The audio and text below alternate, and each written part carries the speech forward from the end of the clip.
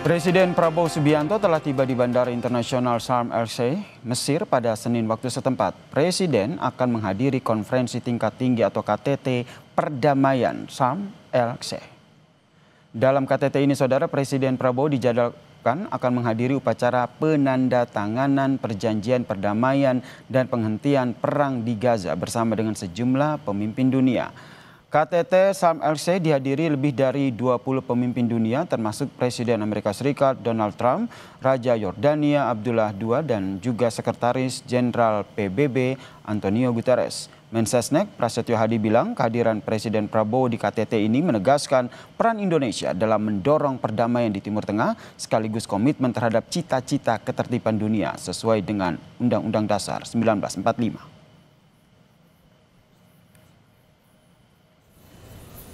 Secara khusus beliau mendapatkan undangan, ya. Memang juga agak mendadak kalau dari sisi waktu, tetapi bahwa undangan tersebut betul-betul memohon kesediaan kehadiran dari Bapak Presiden Prabowo karena itu bagian dari kelanjutan perundingan yang semoga insya Allah itu bisa membawa perdamaian di Palestina dan terutama di Gaza gitu. Militer Israel mengumumkan penarikan pasukannya ke garis penempatan yang disepakati di jalur Gaza. Penarikan pasukan ini adalah langkah yang diambil usai perjanjian gencatan senjata Israel dan Hamas mulai diberlakukan, sebagaimana yang tertuang dalam 20 poin rencana damai Gaza yang digagas oleh Presiden AS Donald Trump. Fase pertama meliputi gencatan senjata, pembebasan sandera Israel dan tahanan Palestina, serta penarikan pasukan Israel ke garis kuning, batas wilayah di Gaza. Tahap selanjutnya akan mencakup tata kelola Gaza.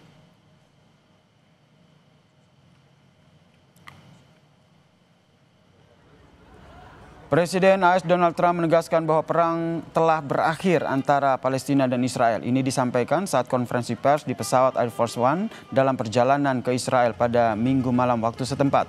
Trump juga mengatakan genjatan senjata ini akan bertahan lama hingga kesepakatan damai terjadi. Trump berada di Israel untuk berpidato dan bertemu dengan Perdana Menteri Israel Benjamin Netanyahu serta keluarga para sandera sebelum akhirnya terbang ke Mesir untuk penandatanganan perjanjian damai.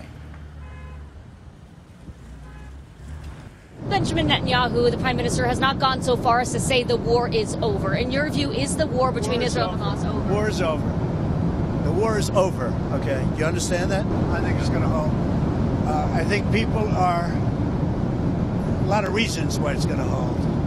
But I think people are tired of it. It's been centuries, okay? Not just recent, it's been centuries. I think people are tired of it. Yeah, the ceasefire is going to hold.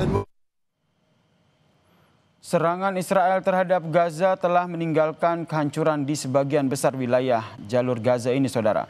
Visual udara terbaru menunjukkan kehancuran besar di lingkungan Tal Al-Hawa, kota Gaza. Rumah-rumah dan bangunan lainnya telah rata dengan tanah, jalan-jalan dihancurkan dan tumpukan puing terlihat di seluruh area.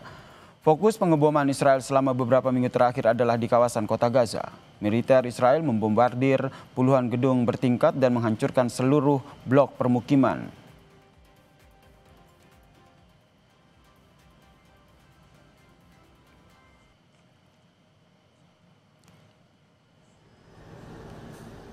Truk-truk bantuan kemanusiaan, Saudara, mulai bergerak memasuki jalur Gaza menyusul fase pertama perjanjian gencatan senjata Hamas Israel. Sejumlah truk bantuan dari Mesir tiba di perlintasan Harem Shalom Israel diperiksa sebelum memasuki wilayah Gaza. Truk-truk ini membawa bantuan pasokan medis, tenda, selimut, makanan dan juga bahan bakar. Diperkirakan ada sekitar 600 truk bantuan yang akan memasuki Gaza pada hari Minggu. Jumlah ini, Saudara, sesuai dengan kesepakatan gencatan senjata Israel Hamas.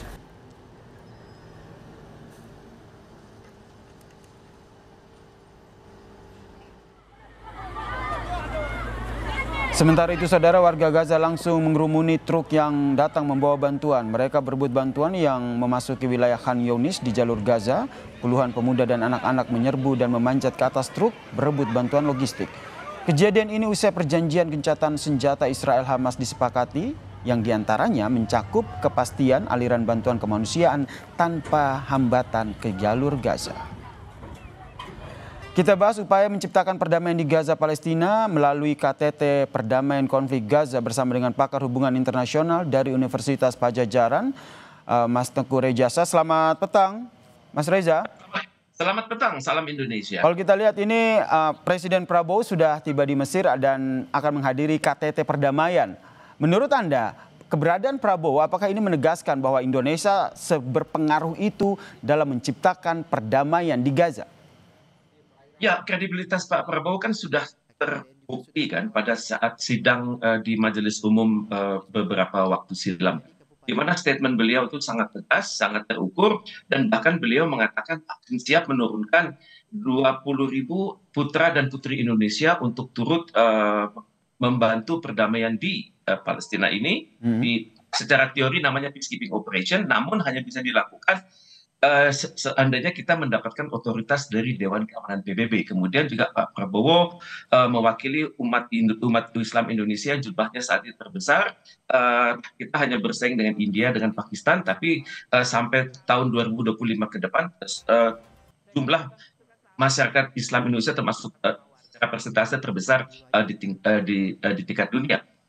Tentunya kita akan datang dengan ide ya, bukan hanya datang untuk memenuhi panggilan, tidak. Kita harus datang dengan riset, misalnya bagaimana persetujuan antara tokoh-tokoh yang menjadi panitianya itu.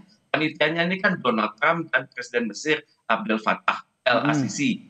Mereka mengatakan akan mengakhiri perang di Gaza dan dihadiri oleh 20 pemimpin dunia. Kemudian sangat besar statement dari Al-Sisi mengatakan bertujuan mengakhiri perang di jalur Gaza, meningkatkan upaya untuk mencapai perdamaian dan stabilitas di Timur Tengah. Kemudian konon Kementerian Luar Negeri Mesir dan Amerika Serikat sudah memiliki draft untuk mengakhiri perang di jalur Gaza tersebut.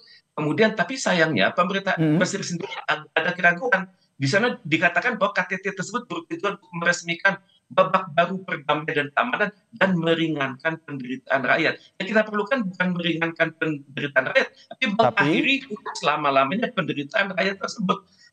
Itu yang patut kita simak ya. Mas Reza, jadi menurut Anda masih ada kekhawatiran dari beberapa negara, mungkin dari Timur Tengah juga, bahwa nanti gencatan senjata atau perdamaian di Gaza ini tidak akan berlangsung permanen. Meskipun tadi ada wawancara yang disampaikan oleh Donald Trump bahwa perang di Gaza ini sudah berakhir dan ia menjamin bahwa akan berlangsung lama.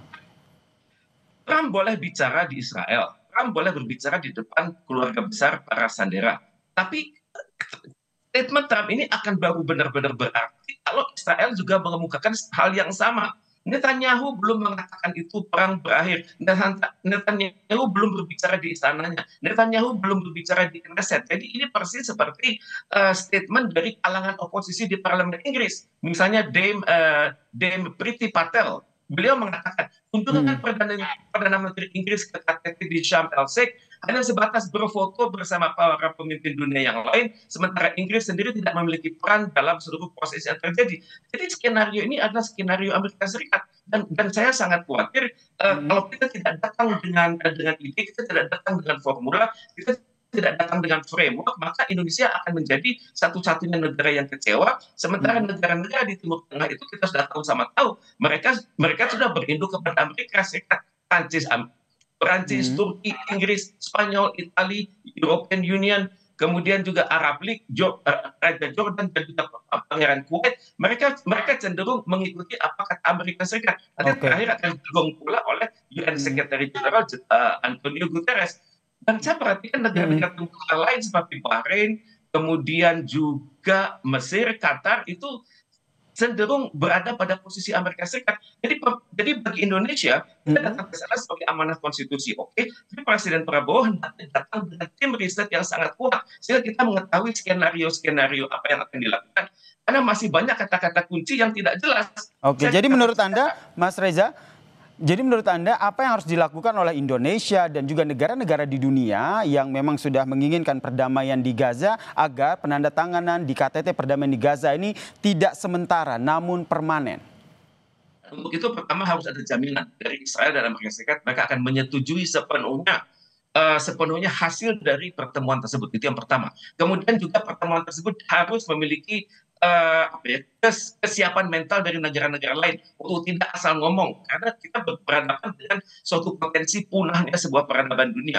Kemudian kata-kata kunci yang digunakan, gencatan senjata. Apa arti gencatan senjata? Apa gencatan senjata itu artinya yang berada di darat, tapi juga komando udara akan juga berhenti. Kemudian ada statement lain, pergantian tawanan. Karena kalau berbicara soal pergantian tawanan itu ada jumlah yang belum fix. Misalnya apakah benar 20 sandera Israel itu masih hidup dan 28 sandera itu sudah meninggal, dan apakah benar Palestina akan menerima 250 tawanan dan 1.700 masih dalam proses hukum itu akan juga dibebaskan pada saat yang berbarengan. Ini adalah hal-hal detail yang harus kita perhatikan sejak dini. Kemudian tata kelola Gaza, apa yang maksud dengan tata kelola Gaza? Apakah sama dengan tata kelola versi Israel, versi kalangan Palestina, atau versi PBB? Indonesia kita datang dari ide, sehingga pada saat terjadinya deadlock, pada saat deadlock ya, itu kita bisa memberikan suatu formula yang benar-benar dapat dipertanggungjawabkan. Oke, harapannya tidak deadlock dan benar-benar perdamaian di Gaza ini terrealisasi, karena kalau Indonesia sendiri dari Presiden Prabowo sendiri kan juga sudah menyatakan bahwa akan mengirim 20.000 pasukan di Gaza. Menurut Anda, pelaksanaan dari janji pengiriman 20.000 pasukan ke Gaza ini akan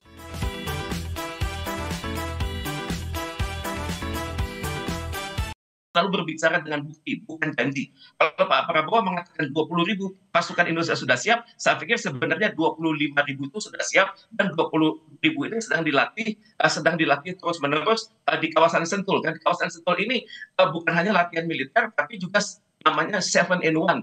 Itu ada pusat misi pemeliharaan perdamaian, ada pusat pasukan siaga TNI, ada pusat pelatihan dan penanggulangan terorisme, deradikalisasi, ada pusat pendidikan dan pelatihan penanggulangan bencana, dan pusat pengembangan strategi dan diplomasi kebahasaan. Kita sudah siap dengan satu paket pasukan perdamaian yang bukan hanya berurusan dengan hal-hal kemiliteran, tapi juga dengan hal-hal lain, hal-hal komunikasi, hal-hal kesejahteraan sosial, hal-hal dukungan psikologis, dan juga hal-hal konflik dalam hal terjadinya konflik horizontal di kalangan masyarakat Palestina sendiri. Secara sejarah, kontingen Indonesia adalah kontingen yang ditunggu oleh masyarakat yang sedang dilanda konflik. Jadi menurut Anda selain merealisasikan janji pengiriman 20.000 pasukan, apalagi yang harus dilakukan oleh Presiden Prabowo agar peran Indonesia di KTT Perdamaian Gaza ini betul-betul memperkuat posisi Indonesia di dunia internasional? Pertama, harus ada rule of engagement. Bagaimana hubungan Indonesia dengan masyarakat di Palestina nanti. Kemudian juga ada rule of engagement bagaimana hubungan Indonesia dengan Israel di tingkat lapangan. Karena secara diplomatik tidak ada hubungan, tapi tentunya hubungan ini bisa difasilitasi oleh United Nations Security Council. Dan untuk itu harus ada rule of engagement. Misalnya kedatangan pasukan Indonesia itu tidak ditafsirkan oleh pasukan Israel sebagai berpihak. Kita tidak boleh dijadikan sasaran tembak oleh pasukan Israel. Kita juga harus perhatikan komunikasi apa yang akan dilakukan di lapangan antar gugus tugas peacekeeping operation Indonesia. Kemudian bahasa-bahasa sandi apa yang boleh dan tidak boleh. Kemudian boleh tidaknya menggunakan fasilitas satelit. Kemudian bagaimana LO kita.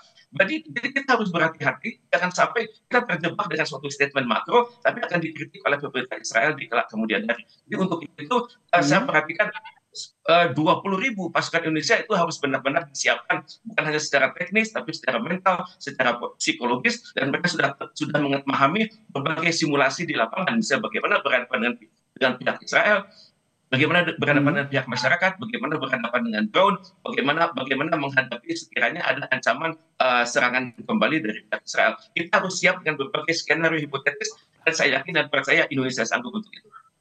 Baik, kita nantikan ya seperti apa hasil dari penandatanganan KTT yang ada di Mesir ini.